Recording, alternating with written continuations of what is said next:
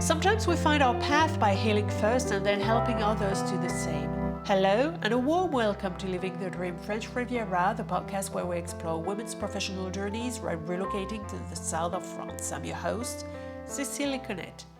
Today we meet Luus, a long-time figure in the relocation world who first came to the Riviera in the 90s in search of sunshine and a better quality of life. Over the years, she maintained a connection to the professional world through short but intense assignments while raising her children.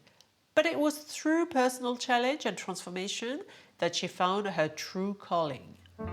Let's discover how this multilingual coach, now working with clients across continents, built a meaningful, purpose-driven practice rooted right here on the Côte d'Azur. Thank you for joining us today, Luus. We're looking forward to hearing your story, how your life and work have evolved over time, and how relocating to the south of France helped shape the meaningful path you're on today. Let's begin by setting the context. When did you first arrive here? Where were you coming from? And what was life at that time? Yes. First of all, thank you for having me. We moved to Châteauneuf in 93 from Belgium. That's a very long time ago, exactly. I'm Flemish and my husband's Dutch, so our language is Dutch. And we came here with a 5-month-old baby. We were living and both working there at the same time. I'm an engineer, so I was working in that field at that time. Living in rainy Belgium already sets the scene, right? And then you have this small baby.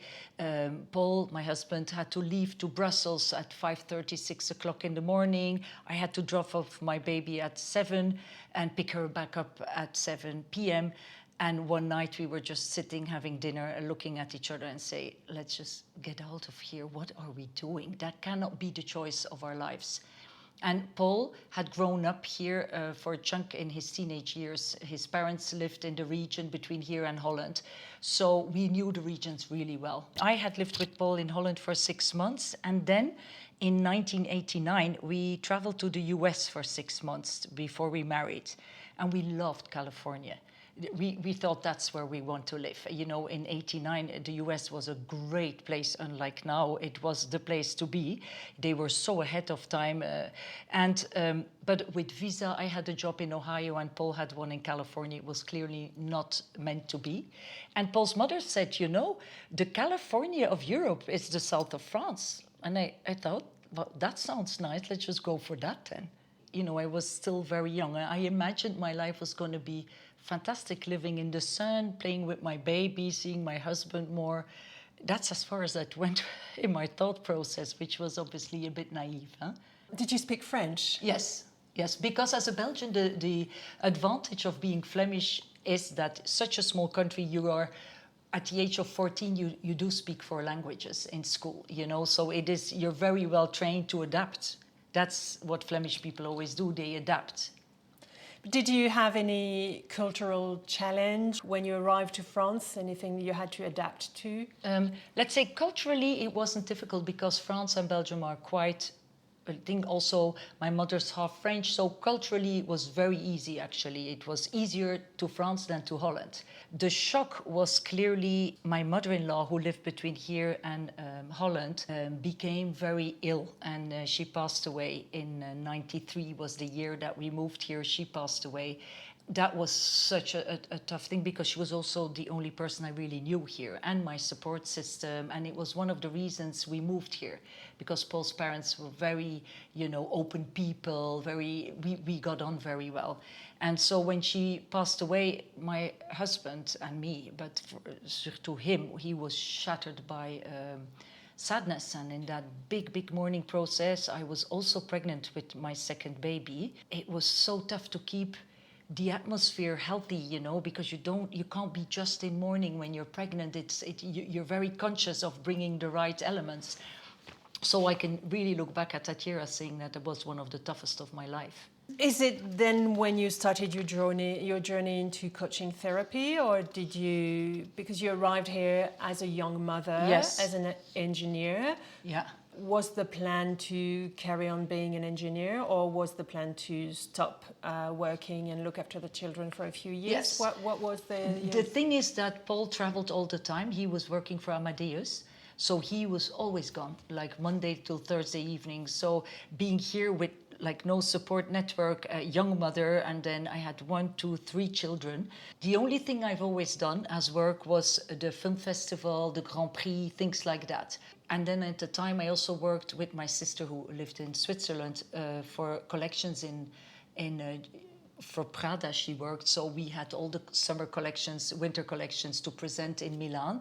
And I worked as a, you see, with the languages I spoke, I worked in sales there. Just always pointu, very short missions, but they were always there every year. So I liked a little bit of independence. I found it very hard to be financially completely dependent.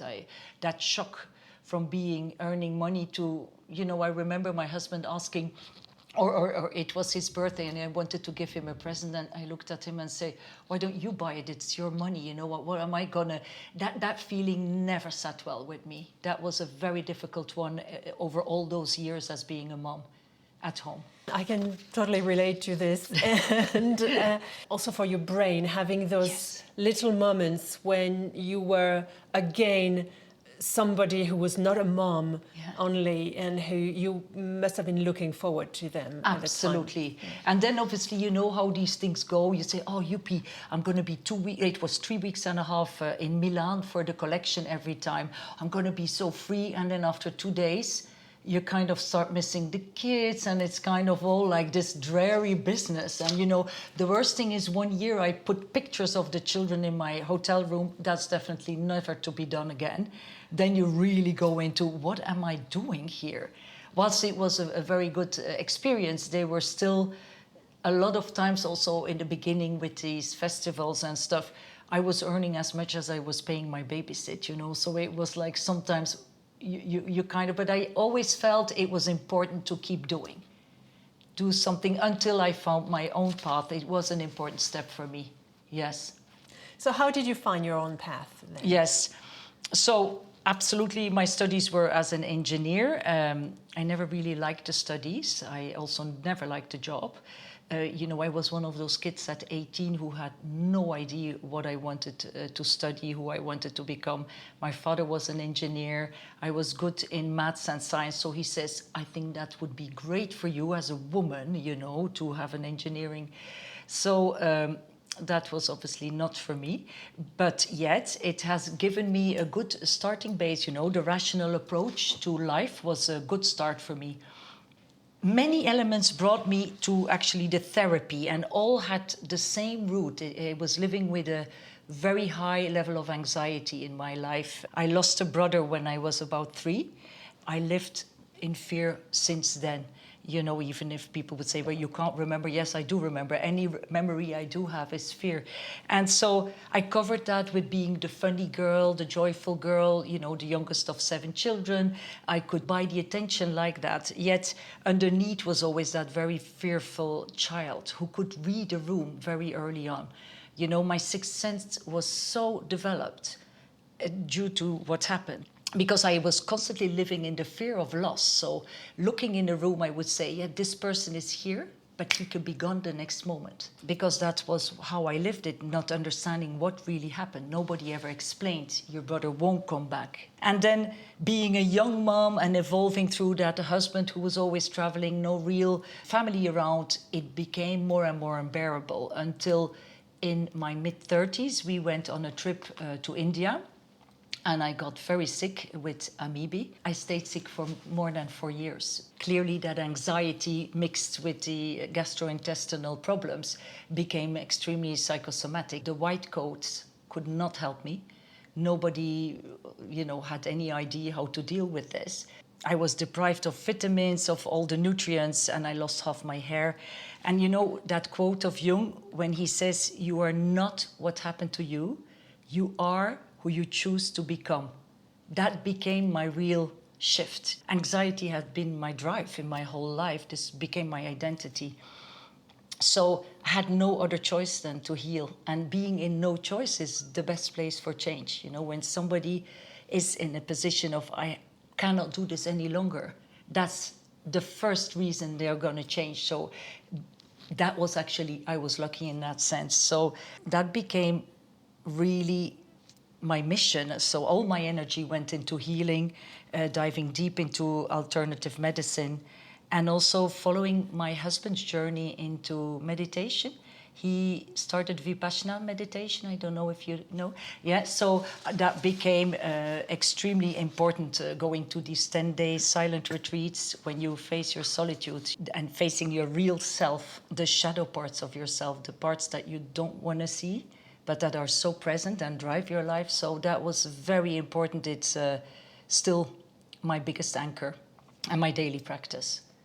And then at the end of all these discoveries, my cousin talked to me about Dr. John Sarno. He was an American doctor. He has passed away. He healed millions of people by really looking at the power of the mind, you know, the psychosomatic side. White coats will help you with the symptoms, but he went to the root. What is the root cause of psychosomatic diseases? Always suppressed fear, suppressed anger, suppressed sadness. So I did that work, and it's then took me still 6 months to come to final healing. But then obviously it was so clear for me that if I could do that, everybody could do it, and I had to do it. And searching by myself, I really wanted to help other people overcome difficulty in their lives. So it was a very clear path for me after that.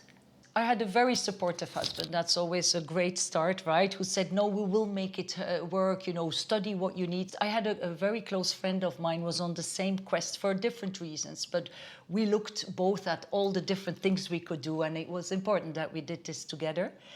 She was also the person who said, write a date in your agenda, because then your practice is going to start. She's that American practical view.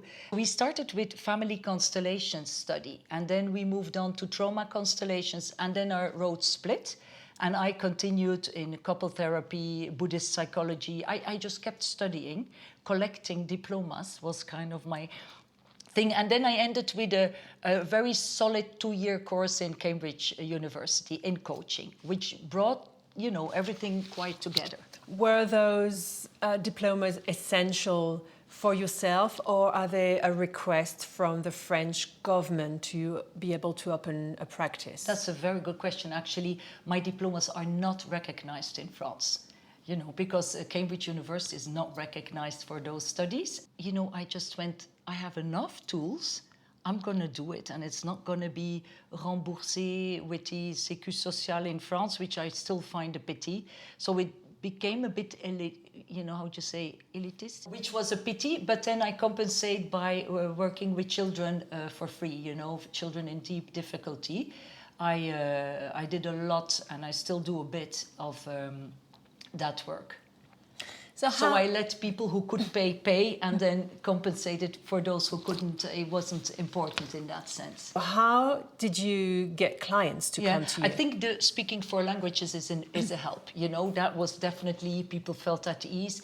Also for the French clientele, who still stays the smallest group. The fact that I'm not French, but I speak French, they love that. You know, in alternative help, they think like we are always more advanced in their eyes than they are, which is clearly a fact, by the way. But this helped. And for, you know, I was here since quite a while. So my, how would you say, through sports and friends and schools and children, I had kind of a big network. It started. We started, me with that old friend at the time, we started weekends of workshops for teenagers, because we had teenage children and didn't know, like we wanted to know more, so we studied that in the beginning. But then on my solo route, it became very clear. You know, when you're on a calling, when you're on the path which they call the divine path, if you are really doing what you're meant to be doing in life, you know, all doors open. That was clearly what happened. But most of all, I would say I took every opportunity to work, if it was a Saturday afternoon or a Sunday morning, or late in the evening, early morning. I never said no. That was the building of my clientele, most of all. So that was making your practice ahead of anything else, ahead of your family. Yes. And because your family was supporting you. Yes, and I think whilst I was studying, my kids were doing their back, you know, so it was kind of like, oh, how many hours do you still? And they really didn't like that so much, like, oh, you're my mom, you shouldn't supposed to be. But it became this kind of like all of them, everything I learned, I shared with my children so much, and they were teenagers. My daughter had already left, but they soaked it in. You know what I mean? They kind of, and their friends, they were all part of this process, because if you bring psychology in let's say in a fascinating light, all kids are interested in that. It's about themselves, so they love that. I think that was key. If I would have studied something dull, it wouldn't have had the same effect. But they were happy to see me developing, being happy again, you know, using my brain, as you say, you know. That's important. And I think it's also what I feel, you know, if that was key, is that I've always been very empathic, you know. As I said, I could read people, so I would ask the right question, even in the gym to somebody, or if I see somebody sad, I would go up and say, are you okay? Even if I don't know the person. So I think the feeling of being safe with me was an important one, which obviously I was doing because I was my whole life so unsafe myself. I could pick that up. I could clearly read this in the emails that we exchanged before this recording session today. Is it something that you do naturally, creating this safe space for people? I can return the compliment, because I said to you, you know, that it felt so. You provided for me a very safe space to exchange. So definitely, that compliment is equally for you. Yes, I think that enthusiastic empathy I have, you know, I'm not only listening, but I'm participating, and I want it so much. I feel that that's a thing. Actually, this morning, a very old client I had a session with said it, you know, the difference with you and all the therapists I've had in my life is that I always feel you're in my life participating. And I think that's important, you know. In my type of work, I feel the we, not the you, because these people live in isolation. When you're not in a good space, you feel so alone. And if somebody did say, we're going to do this, we are going to, you know, it shifts. Yeah. So your clients, once they're feeling better, they no longer need you. Yeah. How do you manage to get new clients coming up all the time? Well, it very quickly becomes waiting lists, because first of all, already pre-COVID, as there's so many international people, it quickly spreads out online. So I start the mornings with people in Asia, and I end with America or South America. But that became very quickly like that. They have a sister, they have a brother, they have a friend,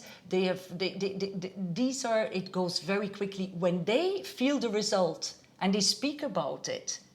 Also, I'm not somebody who has clients for 20 years, the American way, the shrink way. I'm not, we have a mission, we determine the goal, and then I say, we're here. Now we're here, and then you can do maintenance, and then from maintenance, it's kind of, it goes, and then if something comes up, they always know they can come back. From this, I understand that your clientele is not the local international clientele. It was. This is how it started. Yes. And then now you have people from all over the planet. Yes. You do a lot online as well. Yes, I would say probably 70% is online. Yeah, because then COVID came, so everything was online. And, you know, and my clientele shifted also from, in the beginning, there were a lot of the people I knew directly or indirectly were women in their, let's say, late 30s, 40s, who had come here living the dream. And obviously coming here, it was far from the dream. Instead, I mean, except the sun and the sea. But, you know, they had no career, the husbands were traveling. The dream, very quickly, I saw, was a disappointment. And these women had to find a way forward. You know, they couldn't speak at home, let's say, to the country of origin. What you have to complain, you don't need to work, you live in the sun, in the most beautiful place. Like, there was no outlet. What do they have to do? You know, they would go to a workout, stay in their workout clothes till lunch, go lunch with their friends, have a little glass of rosé, then collect the kids from school, being half empty, you know, like there was no, that was my first type of clientele here, I would say. And you see, and there it is, when people need to change, as we talked before, these are people who don't really need to change. So a lot of them kept hanging in that a bit forward, a bit backward, a bit forward, a bit backward. But it shifted to people who really need a change. And from one, they always knew other people who really need a change, career change, change in relationship, because I work a lot with couples too, looking at the essence. If there's a cheating, it's never about the cheating. That's a consequence of the root, a disconnect between two people. So work on that. And so I feel that nowadays I work really with people. I can honestly say I don't think I have one client who doesn't work extremely hard to go to a desirable goal that they have set with me before. Your first clients, which are the core of this podcast, women who relocate to France, to the south of France and the career. Many of them had to abandon their career and Yes. became your clients then. Yeah. So that was it.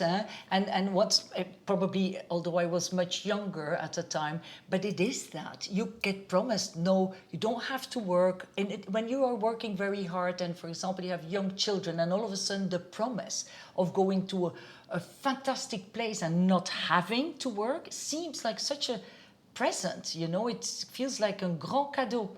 But in French, you say it's a cadeau empoisonné. It's a kind of, a poisoned present, because your days are long. And, you don't specifically, you can go to Cannes shopping, but you don't want to do that every day. And then the women you see might not always, it takes a while here to settle, to find your tribe also. Because there's people from so many different parts of the world with different cultures and moral standards. I felt for me it took me a while. I could say it took me 2 years to really settle and find my tribe here.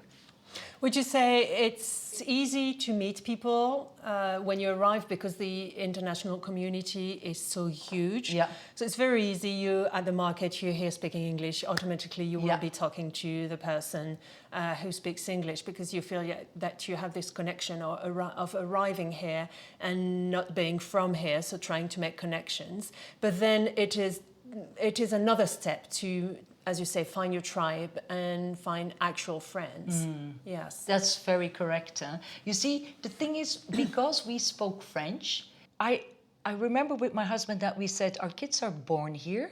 We do not want them to ever feel like, with foreigners as parents, that this is a transient place, because it is very transient. So we made it a real point of finding French people who are here since generations, and that they became really our friends too. So I would say our kids have always had these families that are from here, generation after generation, and that helped in the integration. So they, when they were growing up, felt French. Also, of course, my grandmother was French. There was an easy link. My mother spoke perfect French, But yet, that was an intentional decision that we made. And I think that's one, when young people arrive, I always say, go for that. Speak French. Immediately dive into that. If that's the only thing you do with arriving here as a woman from a foreign country, I always say, start French, and not a little bit French. Do the 5 days course a week.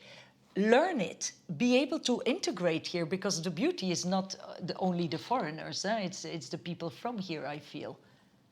Every journey leaves its mark. Let's take a step back and reflect on how this move has shaped your life and identity. Looking back, would you do anything differently? I don't think I could have done anything differently. Everything had to happen in this sequel. What advice would you give to someone wanting to launch a similar kind of practice here? The advice would definitely be 3 things. If that's what the type of job they want to do, it's definitely diversification. As we touched on before, it's don't just study executive coaching and think that that's enough. Diversify with studying as many things as you can, because the more tools you have in your own box, the more you can help people with all of that. It's very important for me. I think I would not have made it if I would just have done Cambridge coaching, or Buddhist psychology, or I think the ensemble, and I'm still studying, So studying is definitely, for sure, one, the diversification, and then a daily spiritual practice, because you're dealing with listening to problems and feeling the heaviness all day. If I wouldn't have a spiritual practice every day by starting my day with the metta meditation, you know, wishing kindness, love to everybody. I don't know how I would be able to do that. That's that. And then is the work hard, you know, head down, work hard, take all opportunities in the beginning you can. There is no other way. I don't believe in shortcuts. What's the most valuable lesson you've taken from this experience? Maybe this one. Yeah. I think you really nailed it here. But I think it's a very good question because, right, reflecting back on all of it, if there's one thing, it's the most valuable lesson is that at any moment in our life, we have a choice between fear or trust. And, you know, as I was living in fear, that brings a scarcity life. And a scarcity life then brings more fear. And it's a perpetual cycle that you can't break. When you trust, you live in an abundance. And abundance is always linked with the knowing that you're supported at all time by a bigger entity, you know. And that's the muscle, I think, is the valuable one to train, you know. Of course, it's very easy when life is good. You don't need to, oh yeah, trust is easy. But then when the hardship comes, it's there and then that when trust is so far, you know, when you say, how can I ever trust that? Like all things show me I shouldn't trust, is there to trust, is to kind of really lean on a bigger spiritual practice so that you can train that muscle for the rest of your life. It's a training, but that I feel is the very valuable lesson that I have had. How do you think your life might have unfolded if you hadn't made the move? I have no idea what would have happened, but I do know that, that self-reflection and healing and that would have been in there because the anxiety was there from the start. Was there a proud moment when you thought, yes, I've made it? Well, I'm a perfectionist, so I don't have those in my life. Sadly, I'm working on it, but there is never a moment where I went like, oh my God, I nailed that. That's just so good. I don't go there. Has your understanding of home changed over the years? Yes, I live here much longer than I've lived anywhere else. So more than half of my year has been here. It's definitely my home, where my heart lies, where, see, also my grandmother had to leave France, at a very early age, on a very young age. Then my mother wanted to come back after the Second World War and couldn't politically. And I constantly feel I kind of finished the cycle and I'm back, in that female lineage where we had to be. It feels very grounded here for me. Before we wrap up, I'd love to hear your personal view on life here on the Riviera. The real version beyond the postcard images. What is life on the Riviera really like day to day? Is it as glamorous as it seems? For me, it can be as glamorous as you make it. Places as Cannes or Monaco are very bling bling. Places as Châteauneuf-de-Grasse, where we are, very rooted, very grounded places. So I feel the lovely stuff about being here is you can participate in either.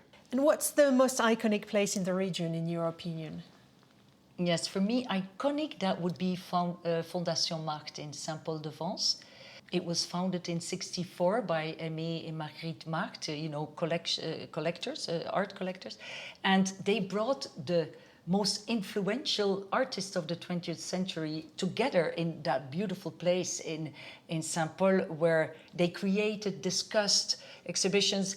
And I love that idea of the collective mindset versus, the individual, doing this together. They were Giacometti, Miro, Braque. I mean, they were so on top of their fame and they were doing so well, and yet say, you know what, let's exchange. Let's see what could be more important than that.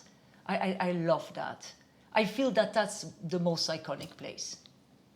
This era must have been like the dream time. That was the dream time, the 60s. Yes. When you see pictures of Picasso and you say there's nothing, and it must have been incredible. And they all were looking for the light, and there was something here in the energy that made them work so well. There's no, that's the thing, huh? Absolutely. Yeah. Do you have a favorite hidden spot, a place that holds a meaning for you? Yeah, that definitely would be the monastère of Saint-Honorat on the Ile de Lérins in front of Cannes. It's a 16th century monastery where Saint Patrick had been even alive. It might have even been 12th century in the beginning. I saw that it's 16th century later, but and swimming there with the bells of the church and the cigale, singing, and then the smells of the pain parasol and the salt. I think it doesn't get any better than that. It's very authentic. Yeah, the peace on that island, Yeah, I love that place. Excellent choice. You've been here quite a long time, Yeah. and you've seen the region evolving over the years. How has it evolved, and how do you see it evolving?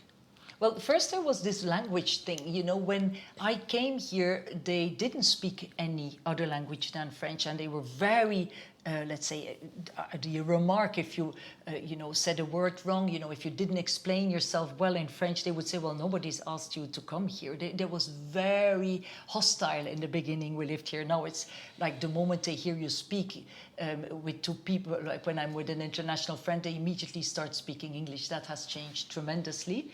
But also the amount of building, the building size, which that's just so sad, like to see this evolve, these chunks of beton everywhere, the concrete masses that have been added, that's definitely sad. Yet, it's still and will always have this iconic value here.